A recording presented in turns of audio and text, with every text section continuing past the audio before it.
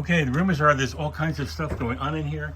I don't really know what any of them are, but I know someone who does and is going to be happy to talk to you about it. Oh my goodness, I see quite a bit of things. I have a lot going on. Okay, all right, let's take it one by one. Going on. Okay, First, let's start with the potholders. Start with the potholders. Okay, so I have these bird potholders that I started making last week and had such a hard time with them that I put them aside and started working on my quilt. But then I came back to them today and it was about to explode the last few days, and now I see why. She did explode. I came back to them today, and I was able to figure out how to make them work. I just couldn't. It just you know wasn't what? Can you tell us what you did? What I did different, I don't know. Like every time I put fabric up against them, it looked like a shower curtain to me. These are really beautiful. I really liked the painterly quality of the birds. And a couple of these are sold already? I have a couple of these sold, and it was those people who said that they wanted them, and I thought, okay, so these, I have to see this differently.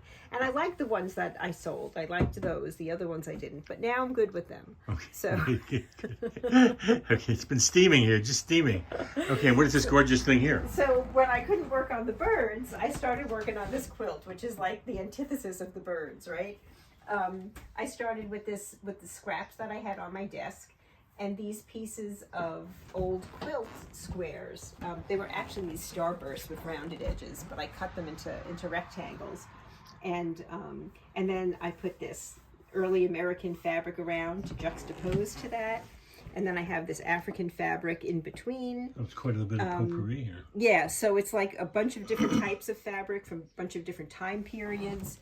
And I love mixing them up and making them work together. That's always a good challenge for me. So is this sold?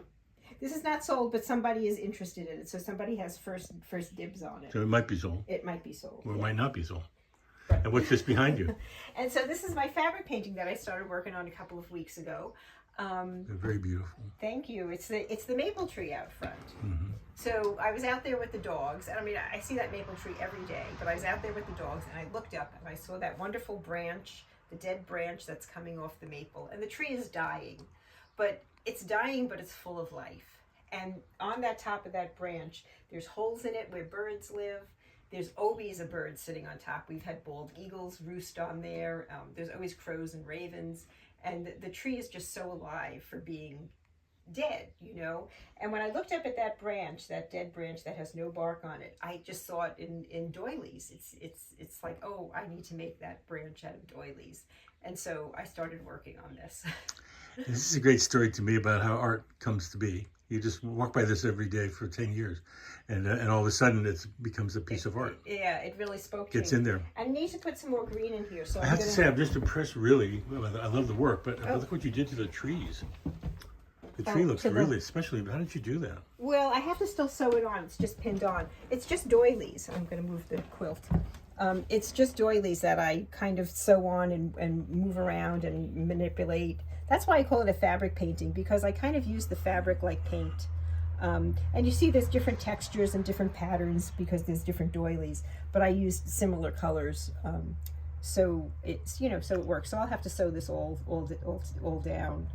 And then it needs some green. I'm going to have some green just kind of coming up from the bottom, and I think I'm going to use the green from this old quilt, this old applique quilt. So I'll take these off, those little stitches. I'll take all those little stitches out and re-sew them onto my piece. How much are you charging for this?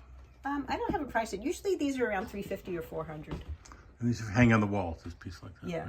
Right? This is going to be a lot of fabric handwork. painting. So, and I think that's really bird, speaks to me, that one. Oh, and this one, the color speaks to me. Thank you. I had to move this. I didn't want Zinnia, come on in, girl. Come on, Zinnia. You can come in here. We love you. You're welcome here. You're always welcome. You're welcome here. Not Stay there. Welcome. Yeah, and the fade is right behind you. Zinnia, can you sit down for me, please? Could you sit, please? Come on, you can do it. Nope, sit. Good girl, you did it. And you took your lie down. That's right. Thank you. You're welcome to stay here. Faith's doing it too. Faith's saying, "Is this for me? Is anything here for me?" Okay, girl. Thank you, Zinnia. I'm sorry to interrupt you.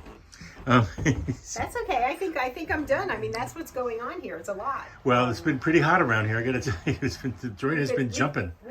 You've been spinning and spinning. I want to get a hose and hose her down. I have been spinning. But this is beautiful stuff, and it's great. I love the pothole. I love all of it, but I love the color and feeling of the potholes. I love the color of the not Well, of you an can artist. see. I mean, this came out of this not working. Right, right, and that And then that this is worked. holy, that thing. Thank you. Thank you. So you want to quiet down for a few days?